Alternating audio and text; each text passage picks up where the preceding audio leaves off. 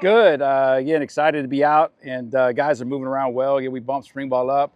6 weeks of off season, really with a majority of the team back, a lot of starters back, our entire staff, coordinators back, so we're able to speed things along and get rolling a little early. So excited to be out here. Guys are moving around well. A lot of retention. Again, a lot of returners back, so it's we're a lot further ahead. We were at this time last year, so it's good to see them moving around and being able to expand on our packages a bit. Coach, obviously, still early first day of spring practice, but what can you tell us about what you know about some of these skill position guys coming in, quarterback position, wide receivers, running backs that you guys are bringing in this year, what you've seen from them so far, and what you like about them?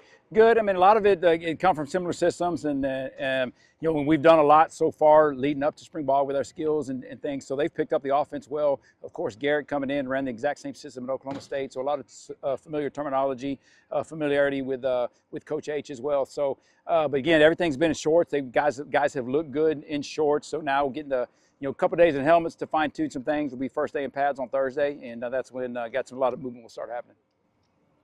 Coach, you've been through a ton of spring training, right? Last year was the first one with this team. I mean, kind of tell me what kind of lessons you took away from last year that you're implementing to this season. Probably the biggest difference between last spring and this spring is right now we probably have 90 to 95% of our roster set. Last year we probably had about 60% of our roster because we still had an April portal window that we were going to utilize to bring a lot of other guys in. So we knew we were going to add a bunch after spring. Right now, for the bulk of our guys are here. We may fill in a couple of spots if we need to, but this is our team for 2026. So being able to really go all out and really expand and start working on the packages and see how much we can put in this spring and really get a look at everybody.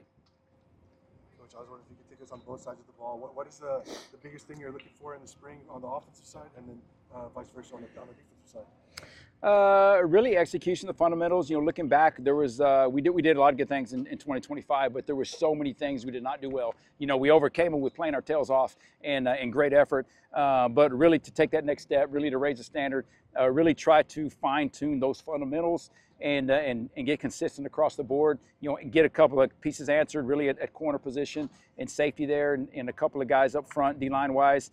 And then really we've got to replace three, really the majority of our offensive production last year we got to replace. We like the guys here, but bottom line is the lack of game experience. So really trying to grow those guys up as much as we can, put them in as many adverse situations as we can, and really try to build that confidence in the skill group. But that's going to be the focus. And then really expanding on special teams. Again, with 90% of the roster here, we'll get deeper into special teams than we did last spring.